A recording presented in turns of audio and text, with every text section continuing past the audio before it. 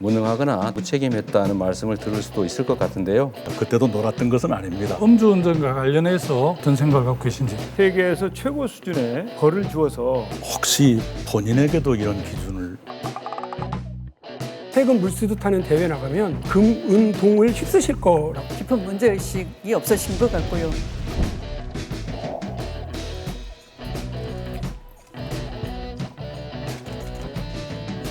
이낙연 후보님은 사면 관련해서는 사면 금지하자 했다가 사면하자, 사면하지 말자 그랬다가 갑자기 세모 이렇게 나오기도 하고 정치인으로서는 무책임한 태도다. 사면에 대해서 금지하자는 얘기는 해본 적이 없습니다. 사면법 개정안에 발의에 동참한 적은 있습니다. 책임 총리로서 이 정책 추진하실 때 이런 부작용을 예상하시고 묵인을 하신 건지 아니면 모르셨는지 한번 궁금합니다. 부동산 문제에 관해서 저는 책임을 회피할 생각이 추호도 없습니다. 경정 간의 관계부처 장관을 중심으로 협의를 하죠. 그리고 그 결과를 나중에 보고받는 것이 일반적입니다.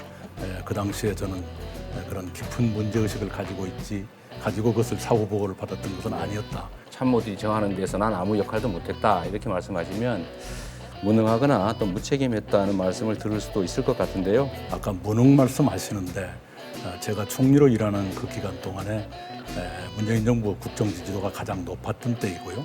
정도도 아까 보인 것처럼 6개월 전에는 이재명 후보께 네. 여쭙겠습니다. 조금 결례가 되는 게 있더라도 이해해 주시기 바랍니다. 성남시장으로 일하시던 2014년에 5대 비유행위, 음주운전, 성폭력, 성희롱, 술의 횡령에 연루된 공직자는 승진해서 배제시키고 상여금도 박탈하고 아주 가혹한 조치를 취했어요. 대통령이 되신다면 혹시 본인에게도 이런 기준을 제가 과거에 음주운전으로 처벌받은 전력이 있다는 말씀을 하시고 싶은 것 같은데 제가 이 자리를 빌어서 이 점에 대해서는 먼저 사과 말씀을 드립니다. 죄송합니다. 사실 그 문제는 제가 과거로 돌아가서 지워버리고 싶은 제 인생의 오점인데 앞으로는 없을 일이고 공직자가 된 후에는 그런 일이 없으니까 그 음주운전과 관련해서 국민적 관심이 높아지면서 쟁점이 됐는데 그 점에 대해서 좀 어떤 생각을 갖고 계신지. 이 문제는 정말 세계에서 최고 수준의 그런 그 벌을 주어서 근절해야 된다. 나랏돈 물수도 타는 대회, 세금 물수도 타는 대회 나가면 이 세 분이 아마 금, 은, 동을 휩쓰실 거라고 생각이 됩니다. 근데 이 중에 가장 압도적인 금메달 누구냐? 저는 이재명 후보라고 생각을 합니다. 기본소득 공약을 위해서 무려 임기 내 120조를 눈 하나 깜짝하지 않고 쓰겠다고 얘기를 하셨습니다. 대한민국이 그렇게 어떤 망국의 길로 가서는 안 되는 것 아니겠습니까? 시작해 주시죠. 후보님. 시도지사 공약 평가에서 B등급을 받아서 사실상 전국 꼴찌를 했습니다. 기억하고 계시죠? 해마다 좀 달라졌습니다. 그러니까 답변에서 그런 문제는 관계부처가 올린 의견이고 보고만 받았다 이렇게 하는데요.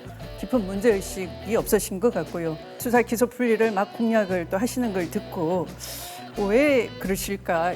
고난 있을 때 왜 뒷받침을 안 해주셨을까? 법무부 장관이 그토록 애를 쓰고 또 자리까지 물러나면서 국회 입법을 약속하셨는데 과연 진정일까? 오늘은 클린 검증단 관련해서 말씀을 드리겠는데 좀 전향적으로 우리 그 추미애 후보님과 함께 클린 검증단을 구성하는 게 어떻겠습니까?